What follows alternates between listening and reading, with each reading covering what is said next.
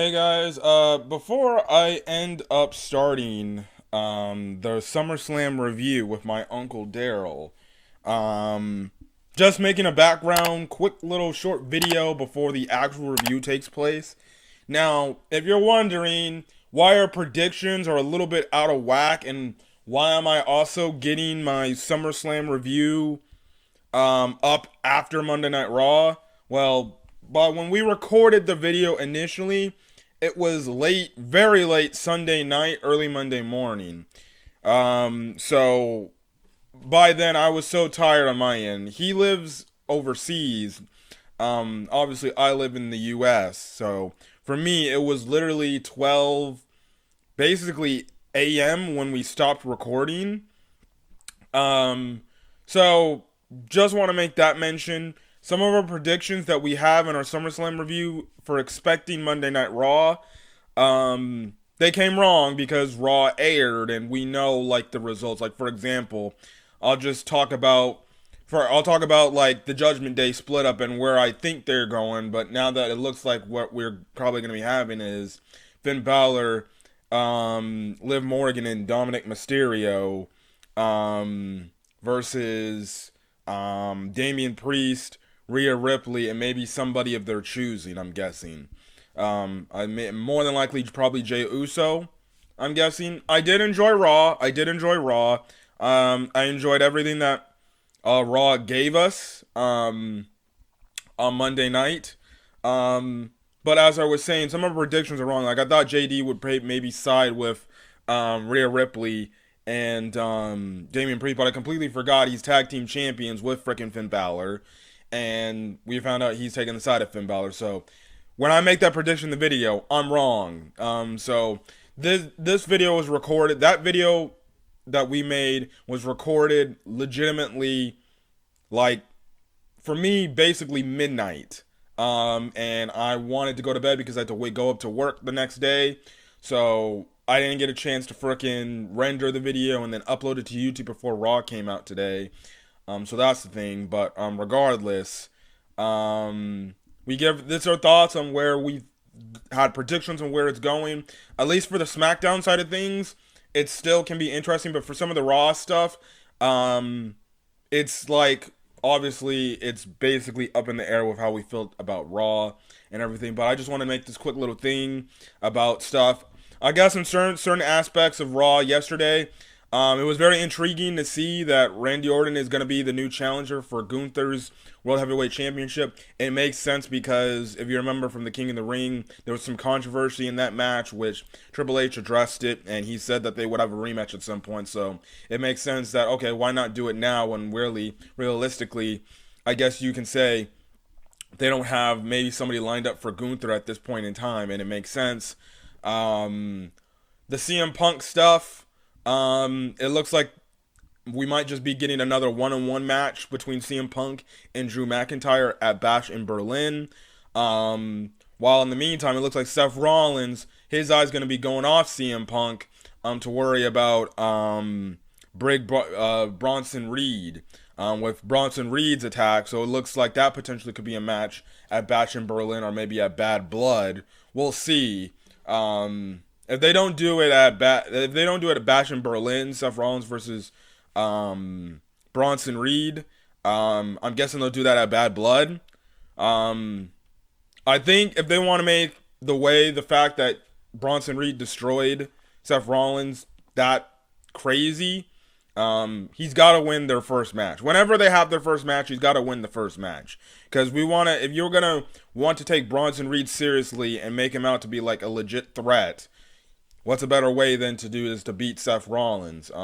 Because I know, like, I like Bronson Reed, and I've liked what he's been giving us, and everything, but it's like, he needs that signature win that will, I won't say take him over the top, but make him a lot more serious and make fans gravitate to him and actually, like, just start to despise him and take him seriously, as a threat. I mean, if beating Seth Rollins is something, well then, there we go. So I was very intrigued and very like swerved with that thing, but Raw was cooking. The Wyatt Six debuted as well. On the same day, I guess they debuted a whole decade ago with the original Bray Wyatt or the original Wyatt family. That was an interesting. Obviously, I knew people were worried like about like, all right, are they gonna do more of the stupid gimmick stuff where they're doing the paranormal stuff? Are they just actually gonna get in there and wrestle? Well, they went up in there and damn near wrestled. We didn't see Bo Dallas wrestle as Uncle Howdy. So maybe that's a future match for him and Chad Gable at some point. But we did see Joe Gacy. We did see Dexter Loomis and Eric Rowan fight as well, which they can also be a tag team as well. So we'll see where that goes. Everything else was on Raw was cool. Sheamus is still doing his thing with Pete Dunne and everything. Trying to think. Then it, oh, we got the Finn Balor reasoning on why he turned on Damian Priest, which was pretty damn smart, and everything with how he went into that, and he opens up the new Judgment Day and everything. Now, the only thing I will say I was kind of quite disappointed is, I wish that we got Dominic and Liv Morgan's, or really more Dominic Mysterio's explanation on why he turned on Rhea Ripley. Because that was the one thing on Raw I was looking forward to. I was looking for Dominic Mysterio to go out there in the ring, probably with the entire new stable of the Judgment Day, and they explain why they did what they did. And they could have had that whole thing where they come out and they explain what they did, why they turned on who they did. I was really looking forward to seeing what Dominic Mysterio was reasoning on why he turned on Rhea Ripley. I'm guessing we might get that next week, where they're setting up, I guess, this new Judgment Day versus Damian Priest and Rhea Ripley match, probably happening at Bash in Berlin. Maybe that's when Dominic Mysterio will explain why he turned on Rhea Ripley and everything. Because that was the one thing I was looking forward to. I was like, okay, give me the reason why you turned. Obviously, it makes sense why he turned. Half of it has to do with the fact that, well, Liv Morgan is Liv Morgan, and he was infatuated with her. And then, two, I could also think, like, well, you're treating me like an item or like something lower. When I want to be my own man and when I want to actually stand up and fight and protect your honor, but you never allow me to do that. You make me some, like, little boy that you use and everything. So, yeah. But anyways, that's my thoughts on Raw and everything. And then also that was the reasoning why you're now getting your SummerSlam review. So listen, if you're like scratching your heads like, wait, this prediction is completely wrong, then look, all I gotta say is, we're looking back at it, hindsight 2020. I probably should have stayed up maybe a few more minutes, rendered that video, and then at least get it up, in the morning before I left for work yesterday. But look, that's all I gotta say, and that's what I needed to say. So if you're wondering, like, why are these dudes' predictions way off? Well, here's your quick little video understanding why it's way off. But remember, we recorded this video literally, like, for me, late Sunday night, early Monday morning, like at midnight essentially. So at the time of recording, and the funny thing is, we were going to record originally earlier in the day, but my uncle had something come up, so we weren't able to do it earlier in the day to make sure it gets up, or make sure it got up any earlier. But yeah. But anyways, we specify. I don't know if we'll do continuous wrestling reviews. Maybe every now and then for like the big shows and everything, we'll probably do wrestling pay-per-view reviews. I don't know about the weekly stuff. If you want me to talk about some weekly WWE or AEW content, I'll see if I can have my uncle see if we can do those videos and everything, because we do like wrestling and everything and stuff like that. So yeah, and then I'm in between. I like AEW, I like WWE, stuff like that. But we'll see. If I do another wrestling thing, it might be about All In and everything in Wembley.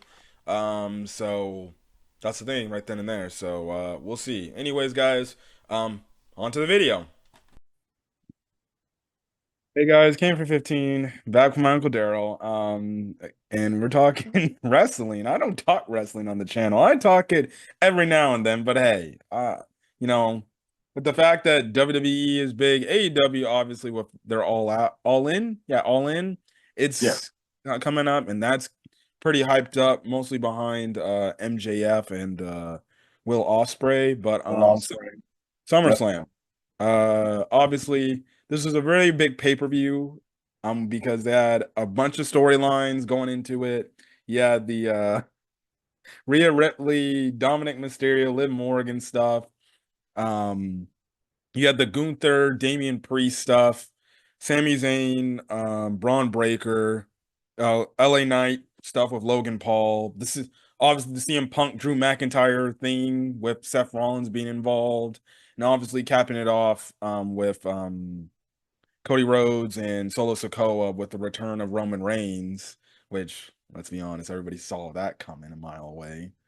But look, we're gonna give our thoughts on SummerSlam as a whole, the individual matches, where stories could go after this. I don't know when this is gonna get up. It's probably gonna get up after Monday Night Raw, so hopefully some of the stuff we see on Raw ends up happening. But I like SummerSlam.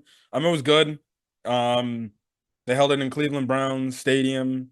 You know, they're doing these stadium wrestling now. They're doing these big stadium shows now.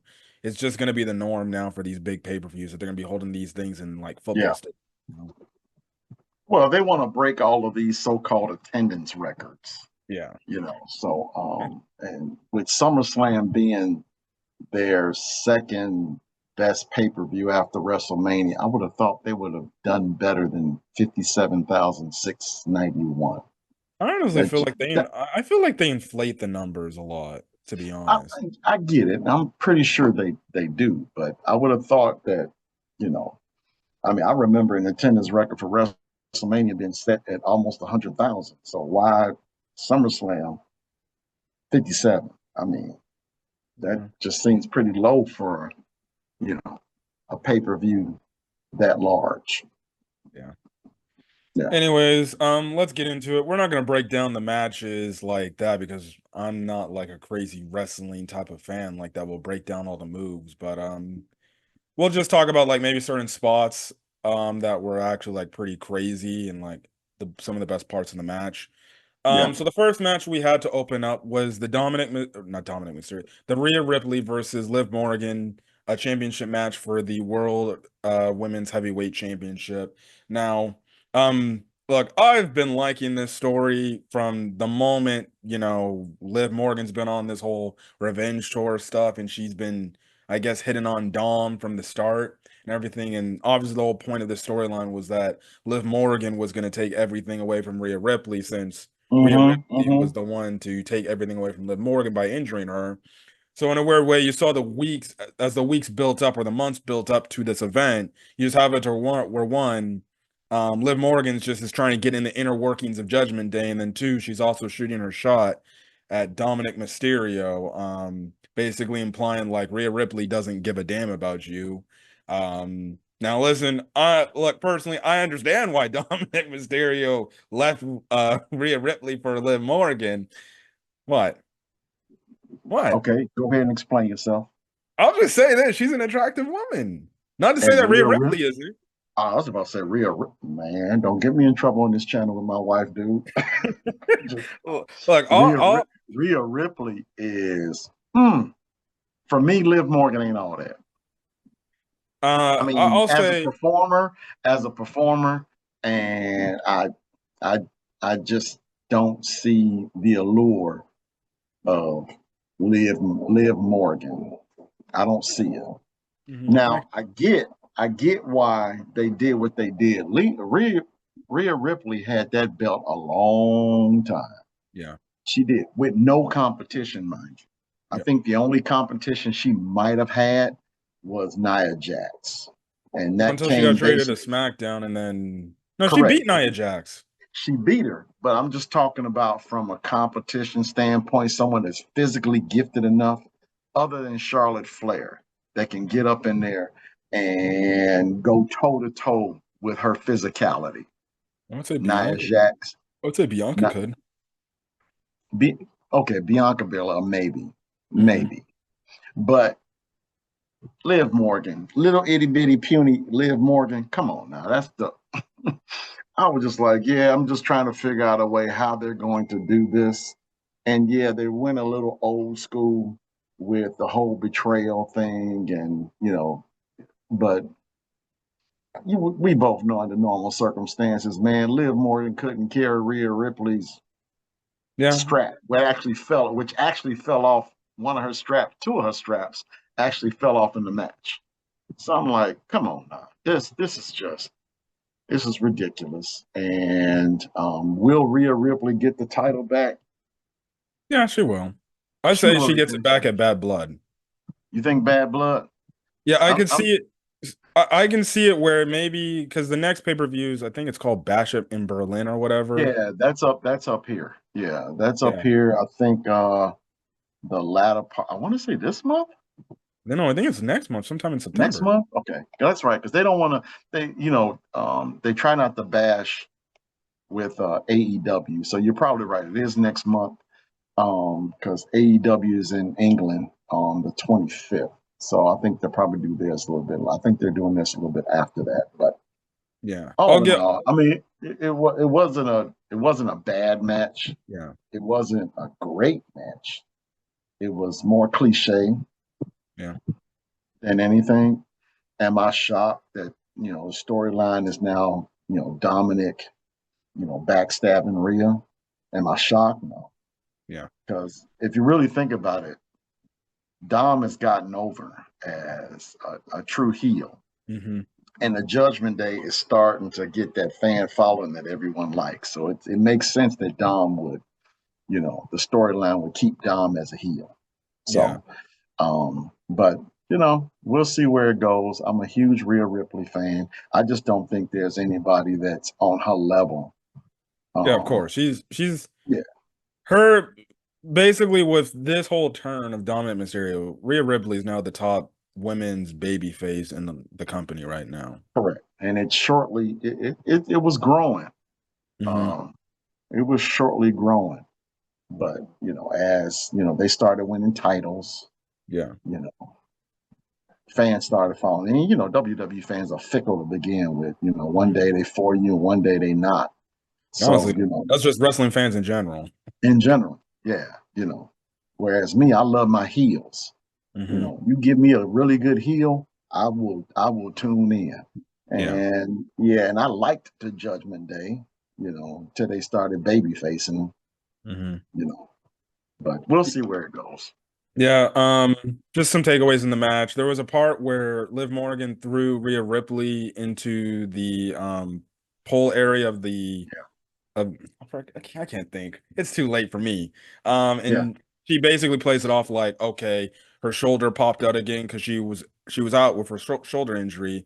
And then like I right. guess one of the craziest like spots in the match was where, she literally jumps on the announce table and literally pops her Correct. shoulder back into place, which I'm just She like, did a Mel Gibson Lethal Weapon, number it two. was absolutely freaking crazy. Just Yeah. to see And that. she did And it the second time too, the turnbuckle. yeah, Yeah.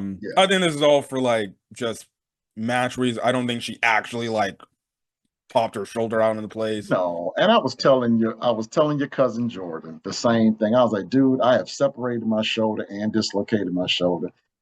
Under normal circumstances, there's no way she would have been able to perform with a fully separated shoulder, or even if it popped out. Yeah, There's no way she would have been able to continue that match.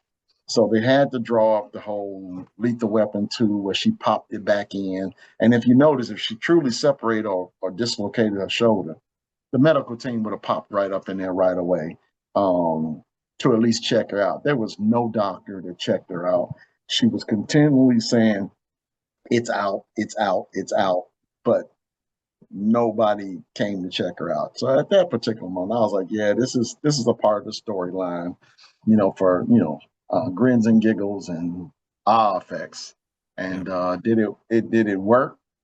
For me, no. Hmm. For maybe some of our younger viewers, it probably got some kind of effect, but it added to the storyline. Now what they do next with this whole shoulder thing is interesting to see how they move going forward. Yeah, the match essentially ends off where they play it in the angle where Rhea Ripley ends up getting a steel chair and she looks like she's gonna hit Liv Morgan with the steel chair. But then Dominic Mysterio comes up on the ring and he grabs the chair out of her hands as she's about to hit Liv Morgan with the chair. And he's basically like, you can't hit her with the chair, otherwise you're gonna get disqualified and everything. She gets Right. upset about that because she's like, I don't give a crap. And then Dom's just like, do you want to lose your chance at the title?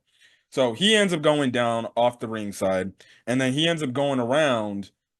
He ends up throwing the chair back into the mat, into the ring. He then gets up back on the ring side, and then he starts distracting the ref. And then, as he's distracting the ref, he's basically telling Liv, "Hey, don't use the chair, use the chair." And then she uses her finisher on the chair, knocks Rhea Ripley out 1, 2, 3. That gets the turn. And then after the turn happens, he picks up Liv Morgan as Rhea Ripley's looking on, and then he basically just kisses her, and they Yeah. just It was a good. I mean, again, the ending is pretty cliche. Although the part about Dom taking the chair from Rhea and getting her to understand the greater good, that was actually pretty good for me. I actually thought that was pretty cool. Now, but would I have under normal? Did I expect the ending? No, I did not expect the ending. It was, although as cliche as it was, I did not expect it. So, um, it's going to be pretty interesting what goes forth with the Judgment Day moving forward, and there's also a lot of other Judgment Day drama that we're going to talk about as well too. yeah. Again, my only reasoning, probably on Monday Night Raw, why Dom will give his reason why he left Rhea Ripley. He can say, well, Rhea Ripley never really treated me as a man. She just treated me as like her plaything. I actually want to be respected. And well, Liv Morgan is calling this dude Daddy Dom. So I guess in a weird way, he's getting what he wants. So we'll see where it's gonna go. Yeah, I know yeah. they You know turned up. what? Now that I think about it, that is a pretty neat dichotomy. You got Liv that calls him Daddy Dom, and Rhea that calls him Dirty Dom. So, I mean, would you rather be And dirty Rhea or Ripley was kind of playing it like as if she owned the man correct? too. Correct. So, it Correct. honestly, you can kind of be like, I can understand why Dom did that because it's like, as a man, you don't Correct. want to be owned by your woman. You want to Correct. be the one that's like, no, I'm the one in the relationship. Correct. I can take care of the situation. Correct. So, Correct. So, and then on top of that, they put him in situations, whereas he was doomed to fail anyway in the yeah, Judgment Day. You know, he wanted to prove his worth to the other folks, and he just never really did it. Now, this might be a way to propel him to not NXT, because you know he did have that yeah, North American belt in NXT, but I'm yeah, talking about WWE Gold, in which he actually gets a singles title. You yeah. know, so But I he's on thought Raw. that It will be interesting to see. Maybe it no, they would can't. be. Maybe the Raw Tag Team Champions. I don't think maybe. I'll get Well, into who that would in you? a second. Yeah. Um, and that's more thing. But anyways, that's it. The next match was Sami Zayn versus Braun Breaker. Now it was funny because they had their first match at Money in the Bank, and people were upset. Like, oh, why did Braun Breaker lose to Sami Zayn? He got buried and shit like that. When Braun Breaker is legitimately like one of the top new upcoming guys, and it don't matter what he did, he wasn't getting buried, and Triple H wasn't gonna bury him at all. Like, it was for a greater purpose, and he ended up winning the Intercontinental Championship from Sami Zayn. At that point in time, I was watching the match, but I went to actually go get some pizza for the event. But look, all I can say is it was Sammy did what he possibly could with the title after taking it off of Gunther. Um, but you just see the appeal of Braun Breaker and how good he is, you Yeah, know, and it's just like you got to put the title on him. You just yeah, got to do that. yeah. I mean, you know, Sammy beat Gunther WrestleMania. Hmm. I mean, it was destined to happen anyway. You can't hold on to these belts forever, Yeah. you know. Um, but as Intercontinental Champion, was he a great one? Hmm.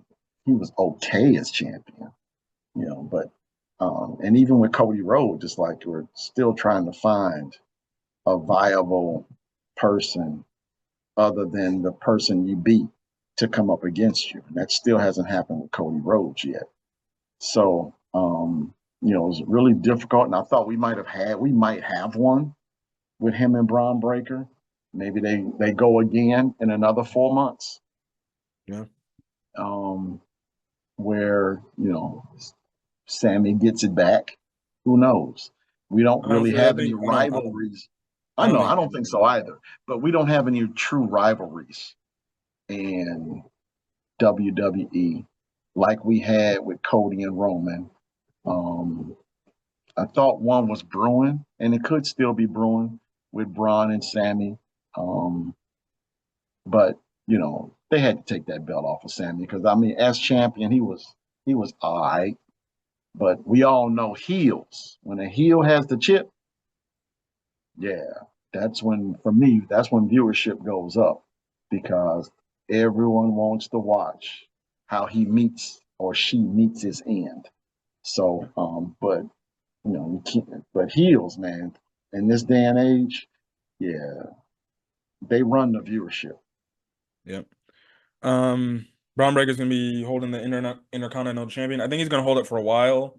I think they're setting up the match between him and Dragunov probably at WrestleMania this upcoming year, and then you'll You probably think have so? You think Dragunov. they'll draw it out that long? I think they can draw it out that long because Yeah. Braun Breaker took out Dragunov. I could see it to where Dragunov wants the title at WrestleMania. Is he Because hurt? Dragonov? I know I think storyline wise he's injured. Okay, all right. Because and we're going to talk about this eventually as well too. Is that when a superstar does miss some considerable time, you know, that's when that build up comes, and that's what they need for WrestleMania. They need that build up. Yeah. So You could have said like if Ricochet was gonna stay with WWE, it could have been Ricochet versus Braun Breaker at WrestleMania, and Ricochet maybe, it's his moment, but he left and he's probably going to AEW more than likely. maybe I would have liked to have seen, and I know this off topic. I would have liked to have seen Ricochet as a heel.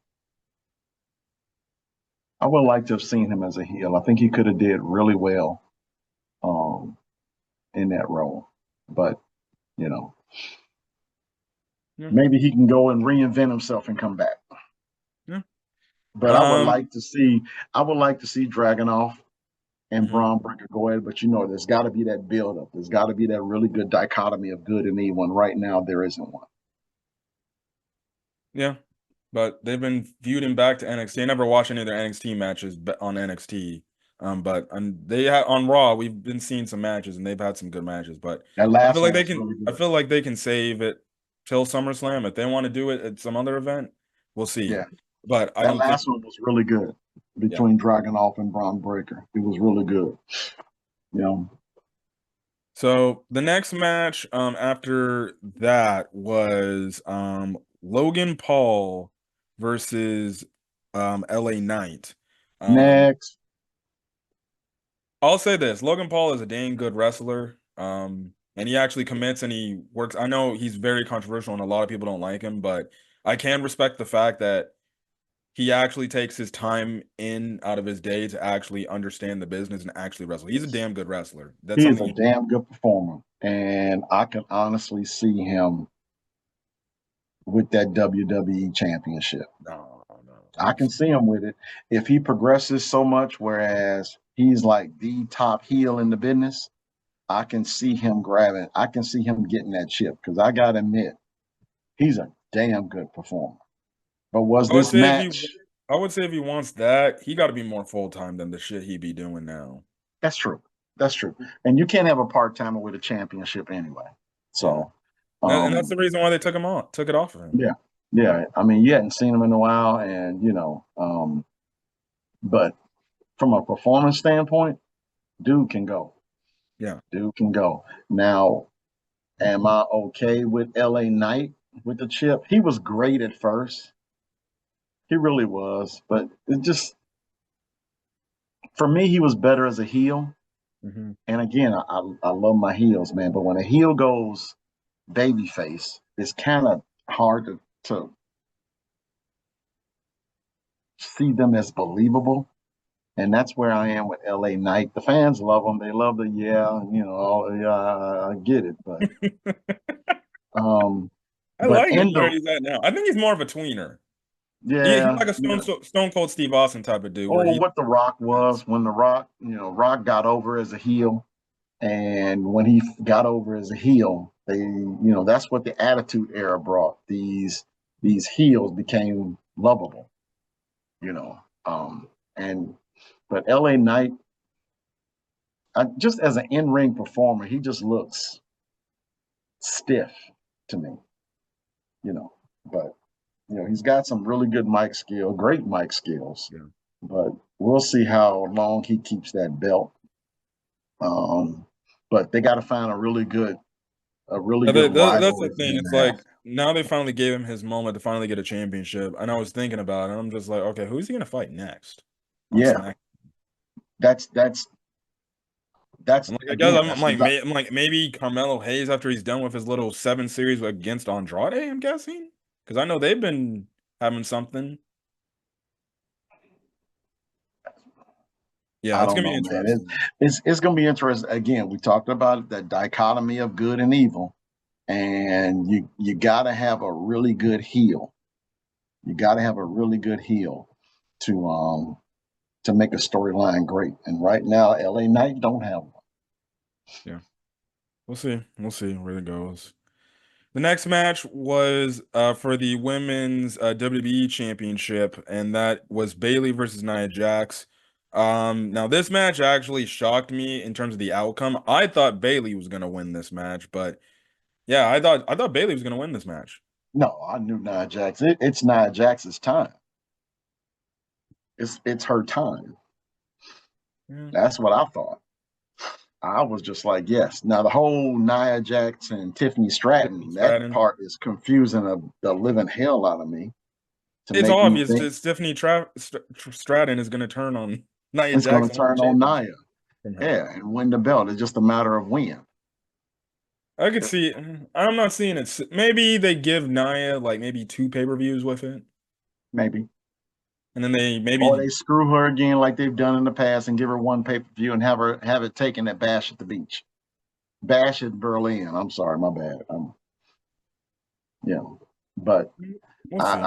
I don't see Nia holding that chip long. Yeah, yeah, of course. I don't see it because they're Yeah, gonna I don't put see it. They're gonna have Tiffany Stratton take the belt and go on Correct. with. Correct. Because it is she's blonde and she's cute and all this other kind of stuff. Liv Morgan, that's the only reason why you got it, you know. But but in Tiffany Stratton's defense, Tiffany Stratton He is can a wrestle. really good performer. She can perform, you know. I think they're just taking advantage of Liv Morton's looks. But um but Tiffany Stratton can go. Yeah. So I Um, think eventually she'll get the belt. Now, um, she, on the other hand, going up against someone like Rhea Ripley could be really good. well, So, that's if Rhea Ripley somehow is traded to SmackDown. well, that's true too. But we've seen champions cross shows like Roman Reigns is, SmackDown. But I bet you he be on Raw. I bet you That's he. just Roman I bet you Reigns. he. I bet you he gonna be on Raw. Nah, I don't think he'll be on Raw tomorrow. You think they're saving that? Huh? I don't think he's gonna be on Raw tomorrow. He's gonna be on I SmackDown. think he gonna be on Raw. Like, next, And if he ends up being on Raw, and next, if he don't end up being on Raw, I'm messaging you tomorrow. next. Anyways, yep, Nia Jax is taking the championship. The one spot where Bailey ended up power slamming Nia Jax was a pretty cool moment It type was of thing. cool, although she had help. Nia Jax did lift up and allow her to do it. But that how she held her up Yeah, was the impressive part. yeah, Whether Nia helped out or not, she held her up for a good 3 to 4 seconds. I yeah. thought so. I Um, thought that was impressive. I don't know who Nia Jax is gonna. Maybe they do a rematch between her and Bailey again. I don't know. Maybe At I this point, will say this though: when they did all the clips in the intro of the match, my hmm favorite my favorite intro of Bailey was the hugger one. Is when hmm all the little things come up and she's like Yeah. I loved it. It was that part was really cool to see, and it went back to when me and Diamond used to watch wrestling, and she loved Bailey early on. She loved the hugger stuff, Yeah. But I thought that was really cool to see. So, Yeah. but she did say she's not a hugger anymore. But Mhm. so that killed, the whole it ever coming back, you Yeah. know. But It is gonna. I'll say it's gonna be interesting to see what Bailey does after she's done with the championship chase. At this point, I don't even know where else she could go. I mean, think about it. I mean, you got a lot of these Bailey, Charlotte Flair, Becky.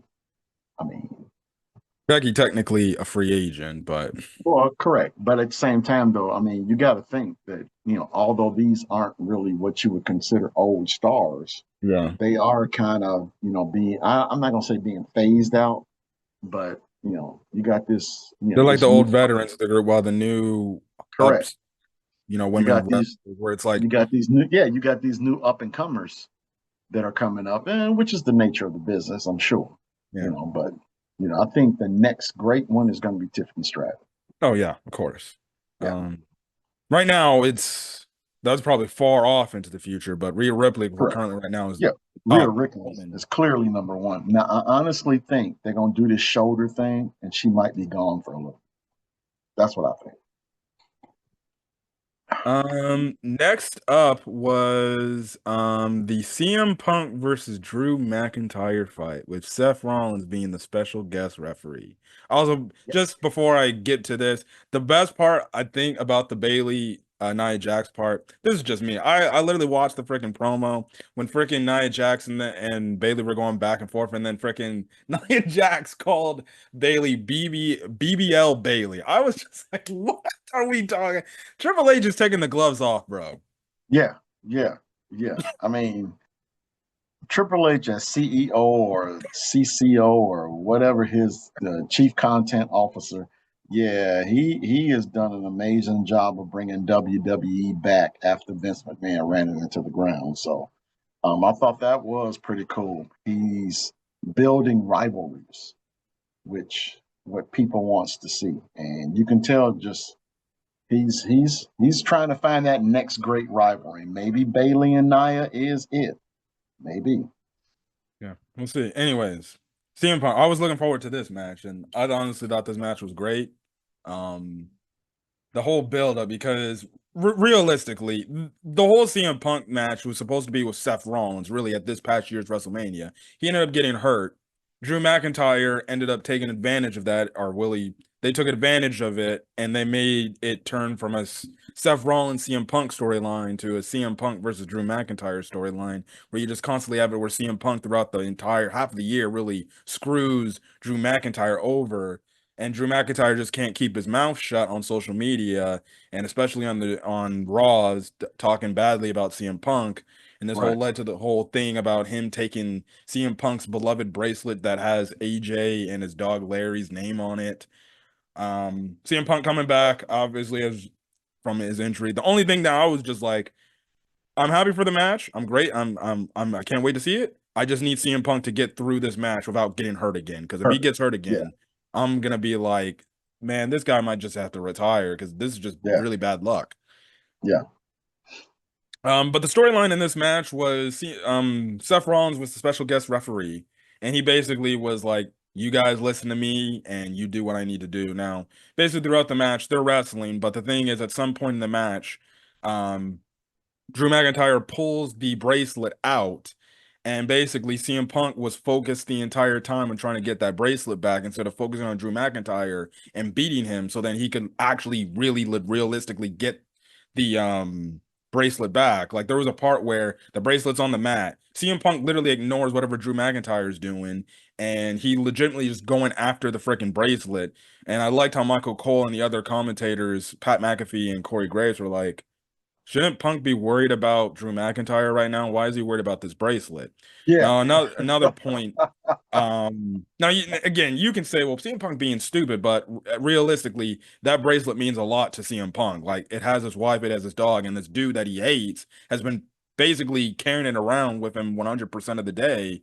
Um, and everything, and that's basically an insult. He just wants to get something that he's loved. Now, at some point, the bracelet falls. Seth Rollins picks up the bracelet. He puts it around his because I don't know why he just couldn't be like, "Hey, Yeah, give it to like." I thought that was pretty, I get the whole storyline thing, but realistically, if you know this gentleman hates you as much as you hate him, why would you put that thing on? Yeah, I was thinking like, oh, you're gonna probably give it to Samantha Irving and be like, hold on to this. Or even put it on Punk's wrist, and then that motivates Punk to put McIntyre away. But you didn't want to make a choice. But you are right. Him putting it on was just as worse as him giving it back to McIntyre. Yeah. So again, from a storyline standpoint, I get it. But realistically, I was just like, dude, I would have never put that bracelet. Yeah. So CM Punk, I think he ends up doing a move which knocks Drew McIntyre out for the time being. He then looks up at Seth Rollins. He sees Seth Rollins wearing the bracelet, and he like, why the hell do you got the bracelet on? Give that stuff to me. And basically, Rollins is telling him like, look, your issue is not with me. It's with him. You need to finish your job. Don't worry about me. Right. That leads into them getting scuttled into their whole issue, which is now tying the fact, okay, CM Punk and Seth Rollins having their issues again. Regardless, at the end of the day, CM Punk more worried about the bracelet. It ends up costing him the match. Drew McIntyre ends up beating CM Punk, which honestly, I'm fine with because he should get his win over CM Punk because CM Punk, when they have their next match, is going to probably win the next match. And I say they should have their next match at Bad Blood. This honestly could be like a trifecta type of thing. Right. Right. You have Well, another just match like at we Bash. said before, he's looking for rivalries, Mm-hmm.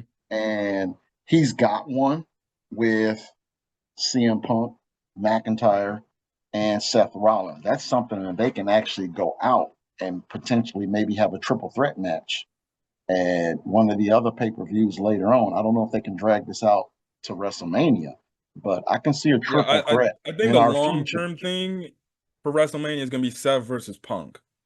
I Yeah, think for the I short agree. term, it's Punk versus Drew. Right. I know I listen to my wrestling podcast. This one guy, he said maybe you do a triple threat at Bash in Berlin, and then you settle the McIntyre feud for Punk at Bad Blood in Hell in a Cell because honestly, they should be in Hell in a Cell with the crazy type of stuff they have right then and there going on. Yeah.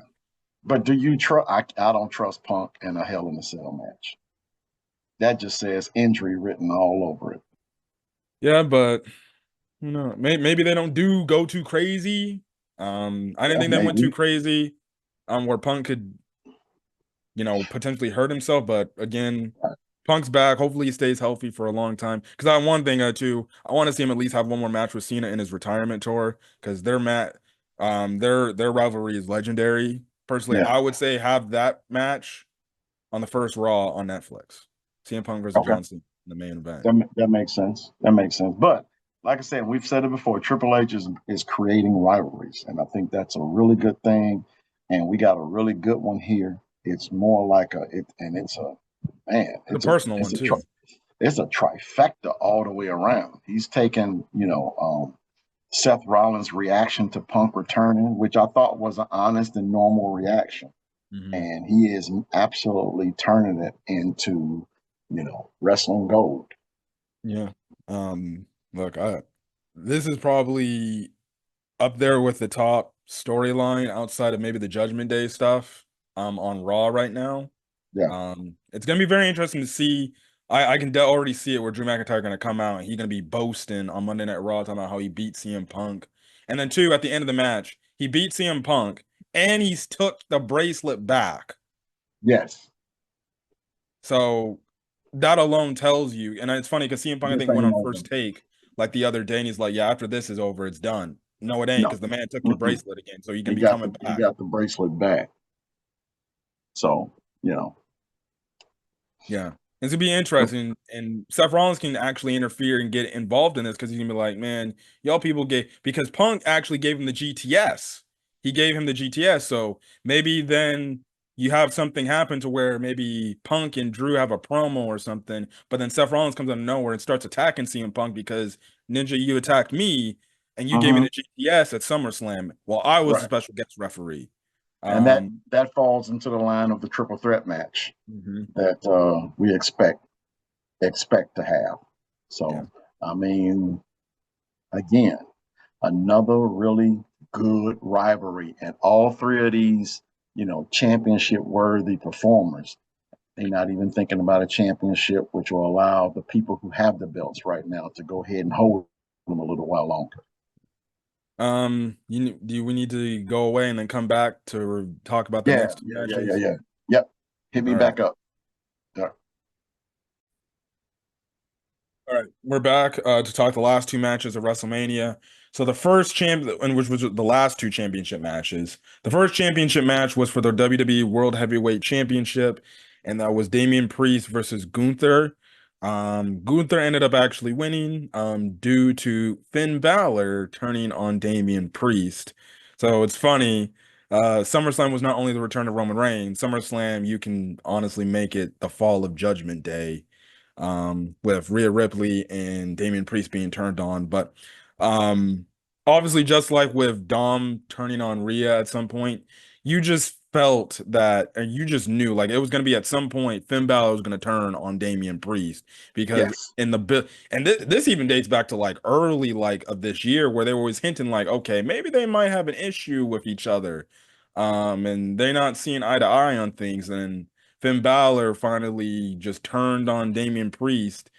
It's gonna be very interesting. It's funny. I actually ended up seeing a post on Twitter, and it was actually really good thinking because if you remember in the very, very early stages of Judgment Day, when Edge was still back in the company, Rhea Ripley and Damian Priest turned on Edge to have Finn Balor come join the Judgment Day, and Correct. now Rhea Ripley and Damian Priest end up getting turned on and basically, I'm guessing, getting kicked out of Judgment Day.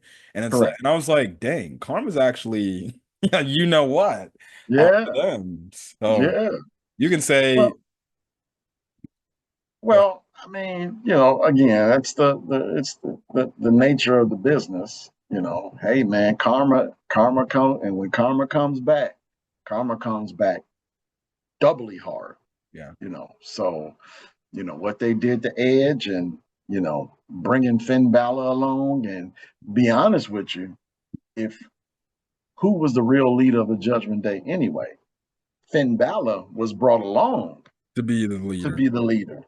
But eventually, as they started progressing, Started shit. It like really started to it's be like Rhea Ripley and then a little bit of Rhea a Ripley, combination of and Damian then Priest. and then that's right, and then Damian Priest basically announced himself, "I'm the leader of the Judgment Day." I'm like, wait a minute here, y'all brought Finn along to be the leader.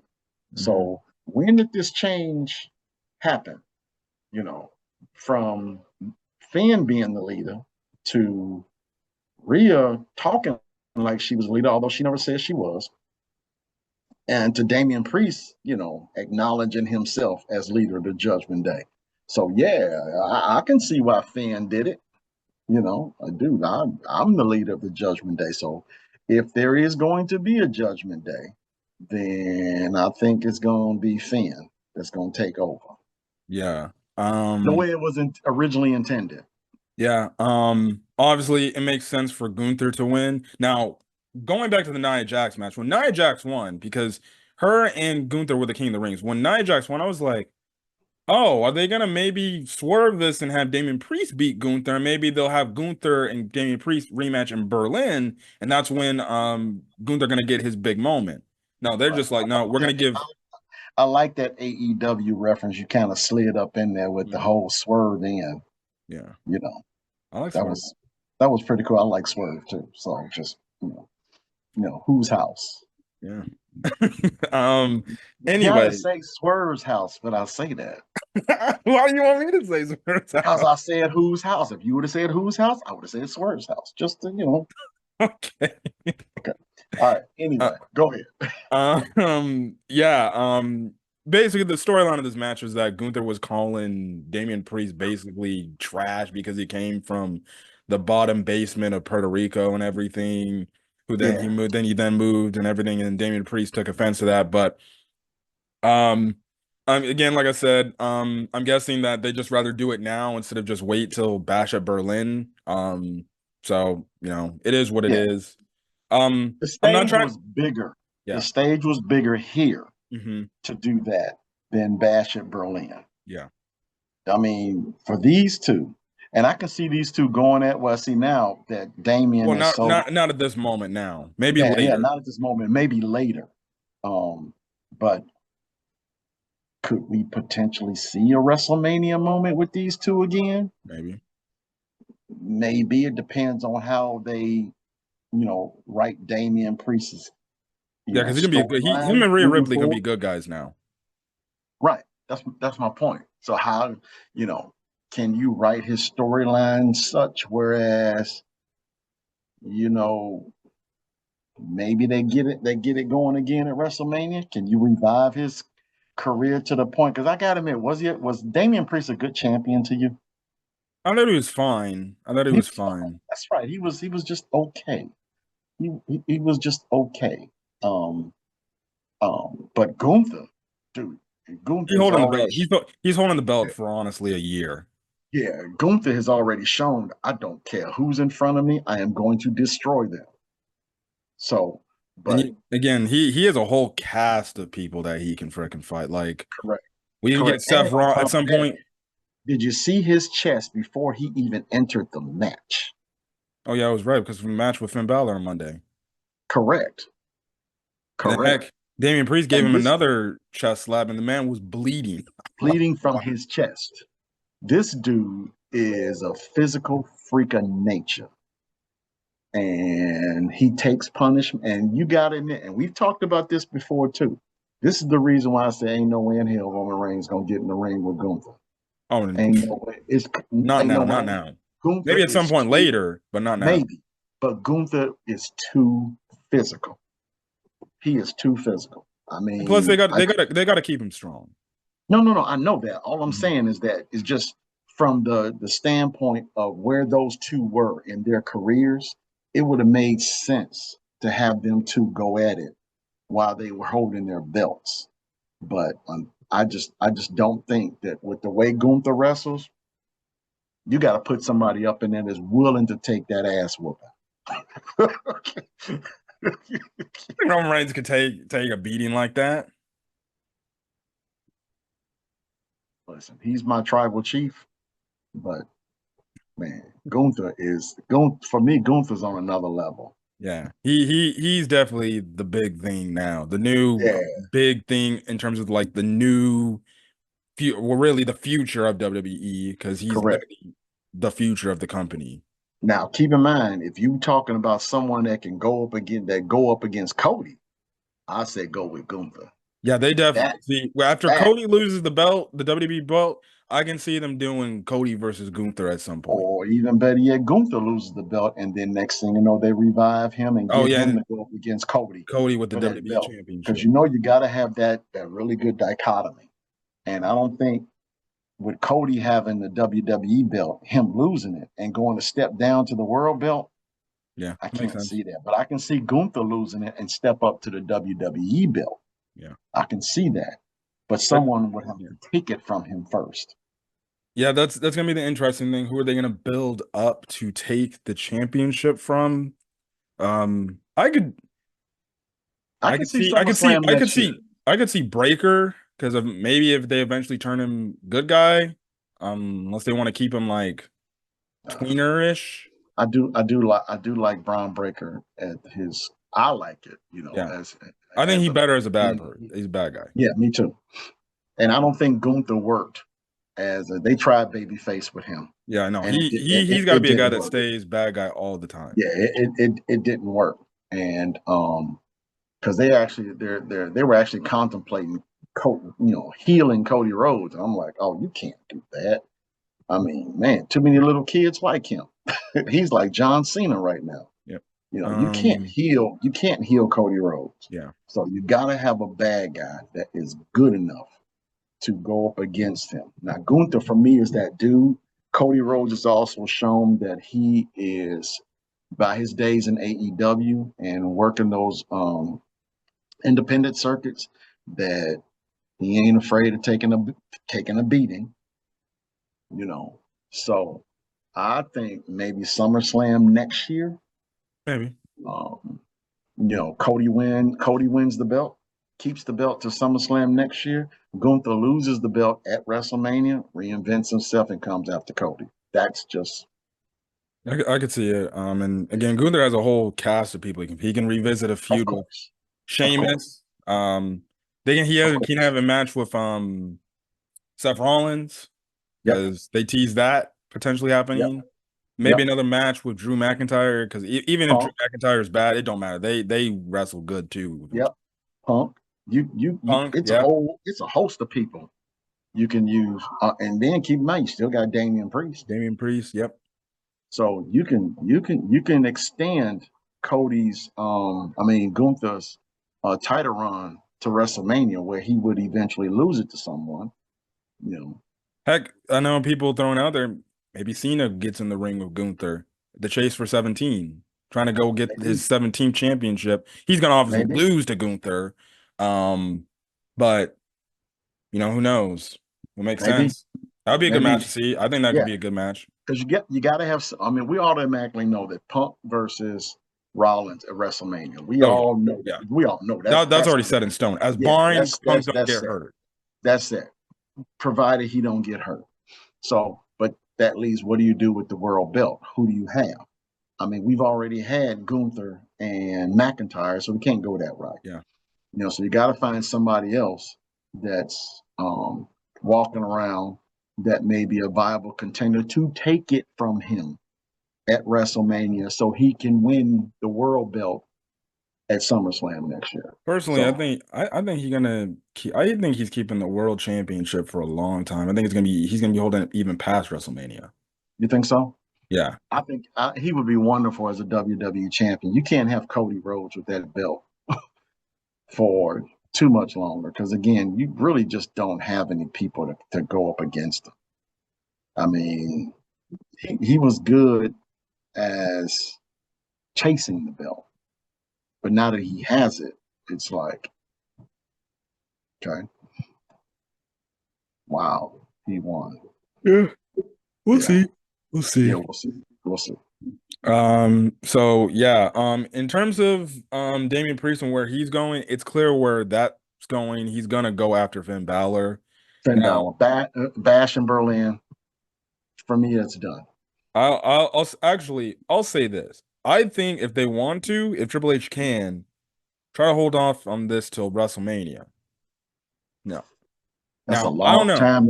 That's a long I know, time to I go. know, I August, know. August to April. That's a long time. Now you can stretch out a rivalry that long.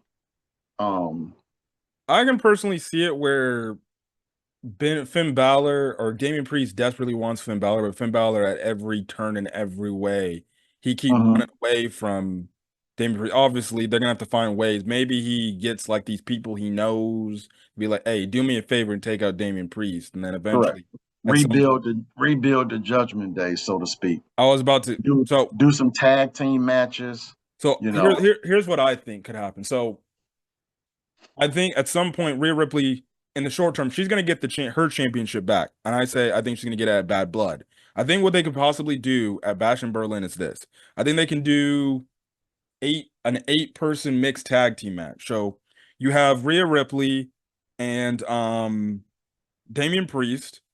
And I'll talk about the person they could potentially team up with in a second versus this new Judgment Day. Um, and here's like a part of this new Judgment Day. It can be Finn Balor, obviously, as the quote unquote leader of this new group, Liv Morgan, Dominic Mysterio, and then actually, I wouldn't put JD McDonough with this new Judgment Day. I actually honestly would move him with I would move him with Rhea and Damian Priest because here, really. yeah. So I'll Okay. get into this real quick. Okay. I will say Carlito joins the new Judgment Day. Now the reason why I say Carlito joins this new Judgment Day is he was like an outcast. Damian Priest and Rhea Ripley, when he first came in, they didn't want him. They ostracized him. So it makes sense on Carlito's aspect. No, I ain't gonna side with these guys. I'm gonna go with Finn Balor, and maybe Finn Balor adds one more guy to the stable. Now the reason why I say JD McDonough joins up with Damian Priest and Rhea Ripley is well early on, yes, they didn't really care about him, but then they ended up opening up their arms like, you know what, you're actually a part of Judgment Day. So I could see it to where maybe JD's like, you know what, these guys actually gave me an opportunity. They put me on the stage. If not for them, I wouldn't be relevant, really. So I'm Yeah, gonna but take their side. Fan was the one who gave him the opportunity. Fan was the one who brought him in. They were against it, so they actually treated True, JD like he was the bald headed stepchild. true. So I don't know where that could lie, but I could see it to where maybe Carlito joins Um, Finn and because I can't see Carlito joining Rhea Ripley or Damian Priest.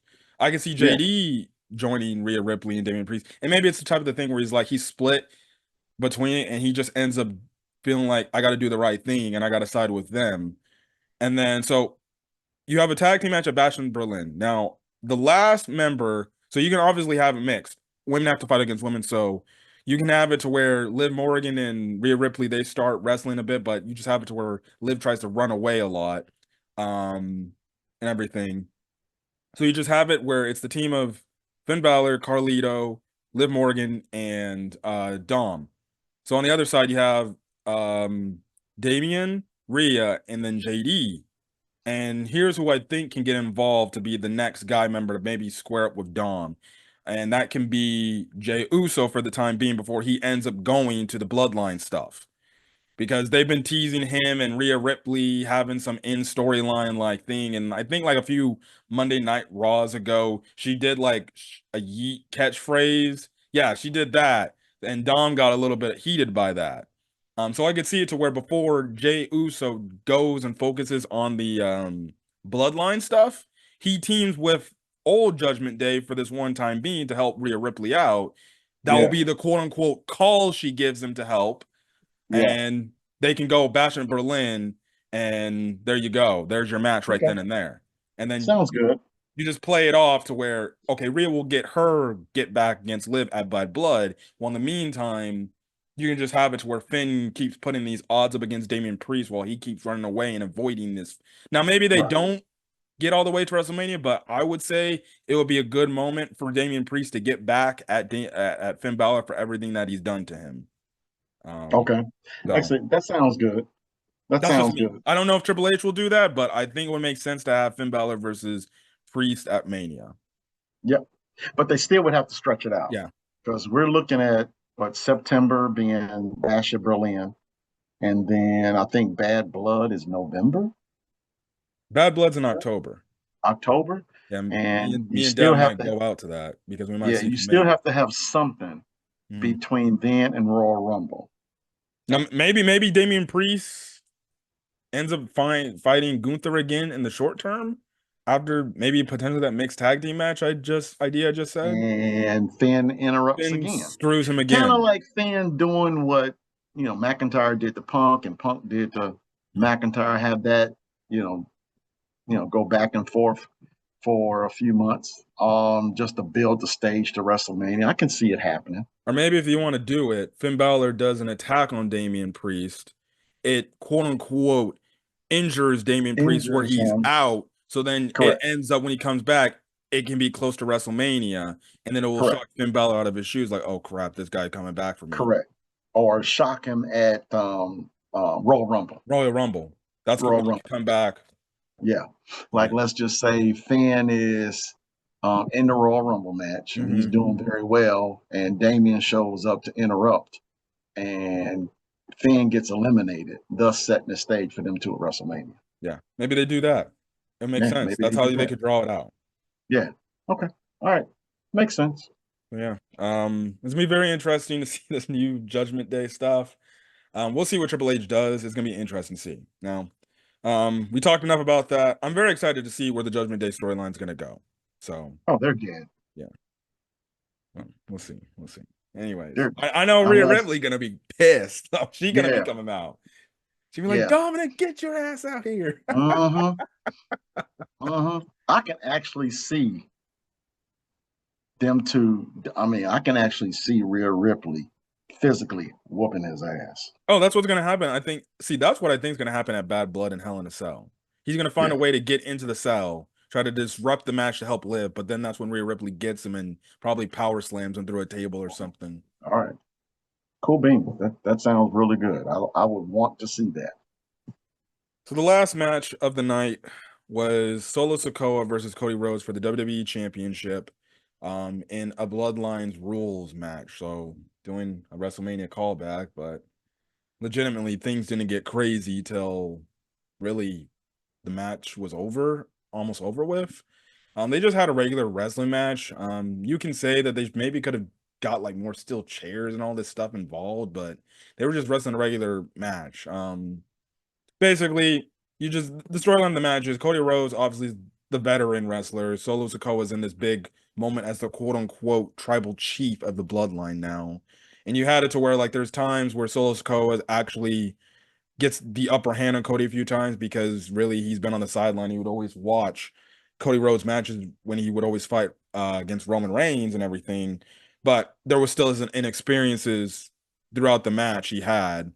But obviously the match just really didn't go crazy. Now, before the match actually happened, Cody Rhodes was rocking his dog Pharaoh out because I guess this was like his last like touring with him, which was a nice moment. I thought it was too. And then shock of the day, you see Arn Anderson actually back set talking to Cody Rhodes and everything. I'm telling him like, you got all these people, here, go do what you need to go do. I got some pull still, so your friends will be coming soon. Yeah. So that's the thing. Now it's funny because I saw a lot of people who reviewed SummerSlam. They're like, why didn't Arn Anderson give Cody Rhodes the Glock from that one promo back in AEW when he like, you got to use the Glock and take them out? Which I started laughing. I'm like, that does make a lot of sense. WWE though. Yeah, Yeah, yeah. not WWE.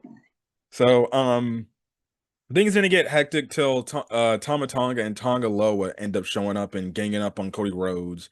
Then Yep. you have the return of Kevin Owens shows up. Then Randy Orton comes back to help. Those are the Yep. quote, unquote friends that Arn Anderson was talking about. They So basically, we think I don't think Arn Anderson called Roman Reigns to help he could Cody. have called Paul Heyman.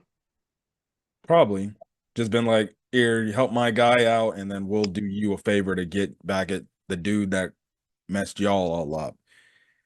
Could be. Um, so obviously they get taken out. So then it's basically Solo versus Cody until Jacob Fatu shows up.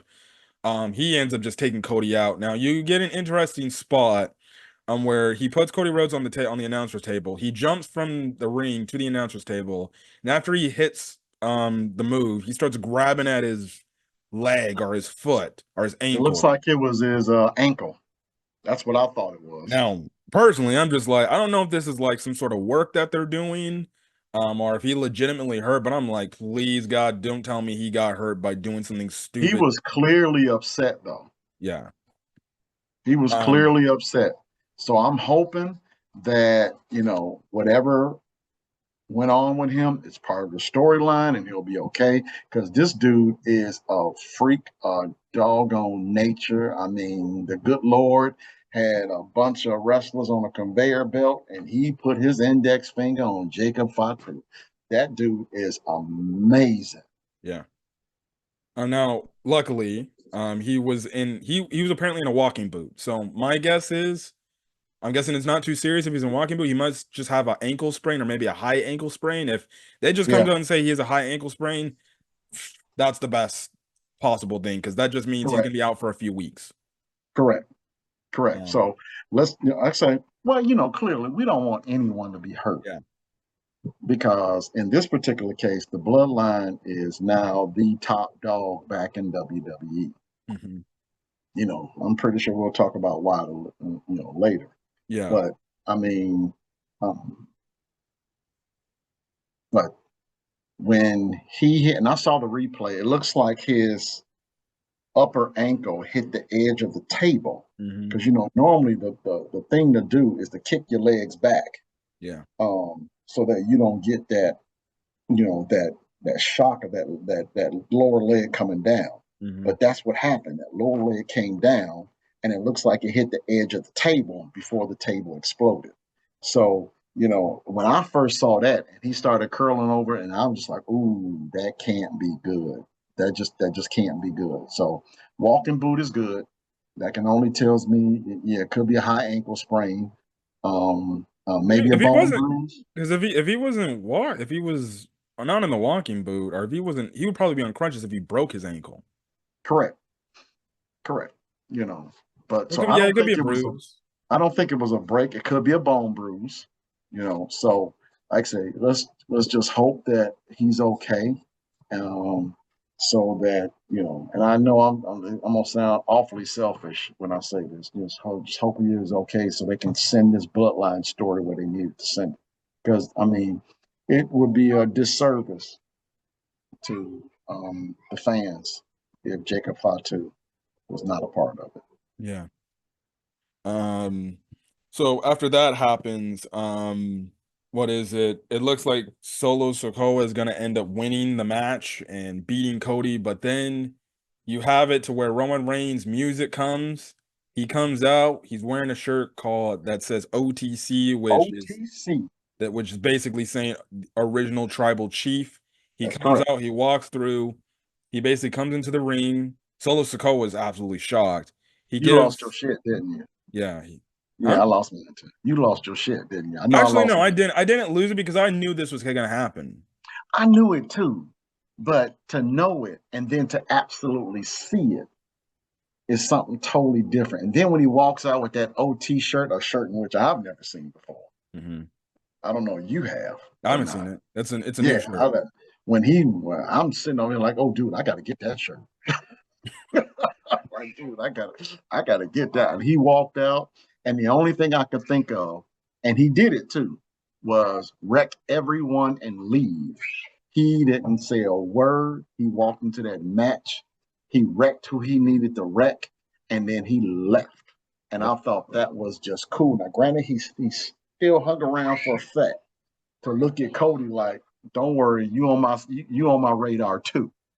Honestly, I think it was just like, all right, you beat me. I'll be back, hopefully, to take that from you. But for the time being, I'm gonna handle my own business. Or even better yet, don't worry. The only reason why you champion is because I'm gonna let you be champion. So you go ahead and you enjoy this for right now. But eventually, what's more important is family business. Family business has got to take care of first. I got to supplant got to let them know who the tribal chief truly is. When I take care of that, I'm coming for you. Yeah, I could see that. Yeah, I can see that too. So the big bad is back. Everyone loves the big bad. I don't And, think he's a big bad. I think he's a good guy now for the time being. okay, all right. You don't ruin this for me, man. He gonna be a good guy now. He's gonna be a fan favorite. That don't mean he's gonna be a good guy. I think I for the don't. time being, he's gonna be a For good. the He no, time actually being, no. yes. He'll be more of a tweener. He'll be like he'll do bad guy things, but he'll still have the honor of the good guy persona. Well, he'll be that fan favorite because see now fans know what it's like to be without him. Yeah, So now, um, it's although he always wanted, I think he's always wanted to be a baby face, but um, he had to do what he had to do to get he had himself to do what he had to do, but it propelled him into people this, people liking him more than hating him, which this is funny God because mode, so to speak. You it's know, funny because I don't give a crap. Vince McMahon forced Roman Reigns basically throughout the 2015 eras of WWE down people's throats to try to get people to like him correct. that people didn't And want to. people don't care for that. You don't throw this person at me like, hey, you guys are gonna like him. Like, I don't have to like anybody. Yeah. And And that's the way then the fans were thinking. I don't have to like anybody. You know, yeah, but obviously they but behind they Roman, did, yeah, Roman and it Reigns didn't did work. yeah, Roman Reigns did his own thing. He convinced Vince to turn him into a bad guy. But the crazy part is, regardless, yeah, Vince may have started the whole bloodline thing and stuff like that, but it's still funny how it's like, especially in the build up to this match, when fans were literally not only chanting thank you, Roman, they were like, we want Roman for time Right. solo. It's just funny that Triple H did what Vince McMahon couldn't, and that's find a way to get Roman Reigns so over that the fans now beloved or love him. They now beloved. That's their guy now. they're like, okay, we like Roman Reigns now. We want him back here. Yeah, but don't be fooled now. Yeah. Don't be fooled. I don't think this is one of them things whereas it's like The Rock. Once he goes babyface, he stays babyface. I don't see it as that. I think it's gonna be more of the tweener. Yeah, I can agree with that. So, yeah, But but you just we'll play to it.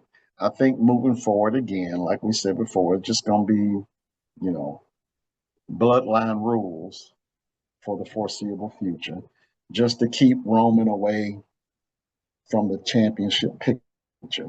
yeah, Who do you put in that championship picture that's while what the bloodline feuds as a contender for Cody Rhodes? I think that's going to be the biggest challenge yep. for Cody Rhodes. Personally, I think it should either be, believe it or not, Kevin Owens or Randy Orton. I think more so Randy Orton than Kevin Orton. Owens I agree too, because because both of them has already shown they can backstab somebody. yeah, and Randy Orton, he's already made those hints about to Cody, like, because I think he said on one SmackDown, he's like, look, people are gonna be gunning for you. Just watch your back because you never know what happens. That's And correct. you have it to where Randy has been looking at, and this has actually been going on for weeks. He's been looking at the championship every time he's around Cody, and Yeah, it's gonna be that moment where he's just gonna turn, he's gonna RKO him, and he's gonna go back to being the old Randy Orton bad guy and correct. everything. And the way they can do that storyline, who knows how they can do it? Where it just be like, you thought you could come back up in my business and run the show that they could go back to like dating back to their legacy days. It could be like, I was the one that mentored you the entire time. You thought you could go outside, leave, and do what you needed to do. Please, Yeah, I'm the one that made you. correct. Or even just, this is who I am, man. This is just who I am. But personally, I want to see Randy Orton do something despicable to him because you got to get that, like, you got to get it to Well, where Cody Rhodes yes, hates him. yes. That's where the heel turn happens. Yeah, The heel turn happens when something just total is just done. And it could set up match at Royal Rumble. It could set up something for the foreseeable future. Whereas Cody has that person that he can go up against until his WrestleMania match with, let's just say, somebody. Because I honestly think WrestleMania 41 or 42, whichever one's going to be, 42. is going to be No, Roman 41, Reigns 41, versus 41. The Rock. I still say that's going to happen. That And if it that should be don't the one. happen, then it's going to be Cody Rhodes against The Rock. But Yeah. you got to find an opponent for both. Um, I say Cody Rhodes because I think the bloodline thing is going to end at WrestleMania. Yeah, I think the bloodline stuff is gonna end. Yeah, it's clear what's gonna happen going forward. I hope Roman Reigns shows up on Friday and they don't do the whole thing I where hope he shows up on Raw. I don't I'm think he's trying to gonna tell be you, on Raw. you can't have that ending and not feature it on the very next show. Yeah, but You can't do it. he's not a Raw I guy. don't care. He's I not a don't Raw. care. I don't care. It's the whole effect of this dude coming back. I can't see it. You might be right, and it would highly disappoint me if you're right, but I can't go through 2 hours of Raw Three and you hours. don't, or 3 hours of Raw, and you don't see the tribal chief. No, they're gonna do their little promo and they're gonna be like, see what Roman Reigns has to say on Friday Night SmackDown. That's what's gonna happen. Because guess what?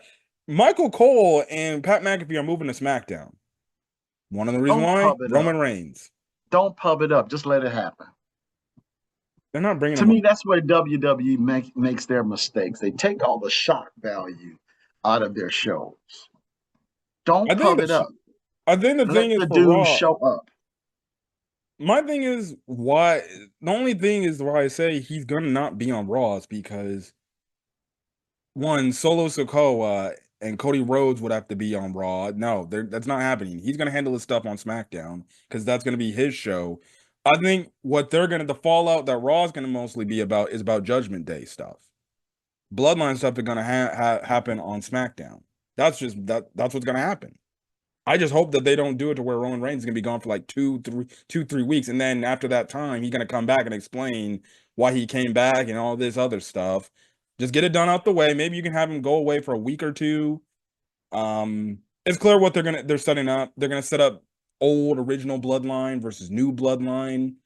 Um, Obviously, we'll probably get a Roman Reigns versus Solo Sikoa match.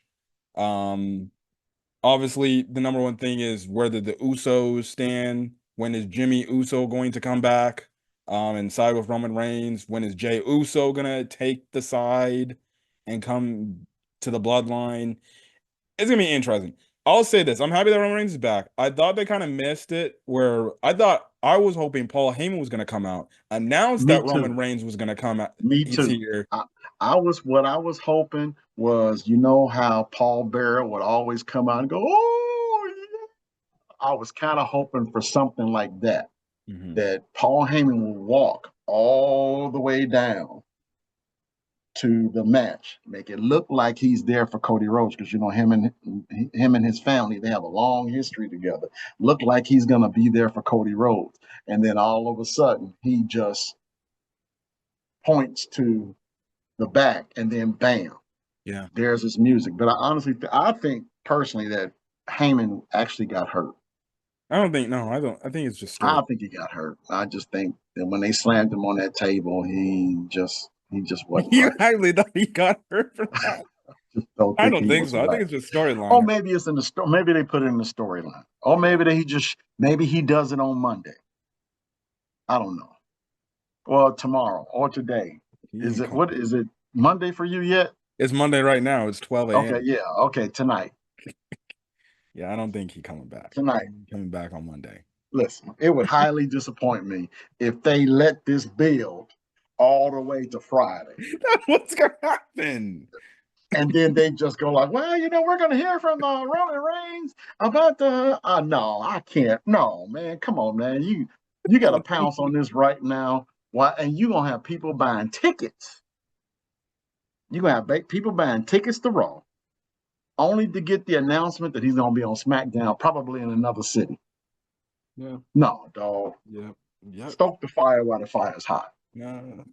Yeah, it's gonna be interesting to see. Obviously, Roman Reigns has got a lot of work to do. He's gonna have to get the trust of Jimmy and Jey Uso back because he abused them. That's gonna be the thing. Now, True. personally, I can see it. This is where this leads into Rock versus Roman. Rock can be upset as like, "What the hell did you help out Cody Rhodes? Why? He's the one Correct. that took everything away from us. What the Correct. hell are you doing? And why'd you turn on your family?" He's gonna take Correct. offense to that, which is gonna build up into whenever he comes back, he's gonna turn on Roman Reigns, and that's when we get his bloodline versus Roman's bloodline. And honestly, Correct. I could see it to where this new Rock's bloodline, they can turn on Solo, which would make Solo go back to Roman Reigns, hoping That's for correct, because forgiveness. they are two different bloodlines, even though that they're cousins. Rock is a little bit, from what I understand, a little bit low on the totem pole as far as that bloodline is concerned. Yeah, and you can just have it to be like, "Oh, Solo, you thought that you were the one recruiting these dudes? No, I made the calls to recruit these guys." And keep in mind now, let's think about their titles: Family Tribal Chief, Hmm. WWE Final Boss. Yep. So it's like you got those two leadership things that are going to be in. But when is Netflix begin? I think the 5th or something. One of the first Of what month? January. It's gonna be in January. Okay, so right before the Royal Rumble. Yeah, something around there. So Mm, we'll see. it's going to be interesting. We'll see. Anyways, WWE for right now, yeah, WWE has really got AEW beat in every form and fashion right now. yeah, yeah.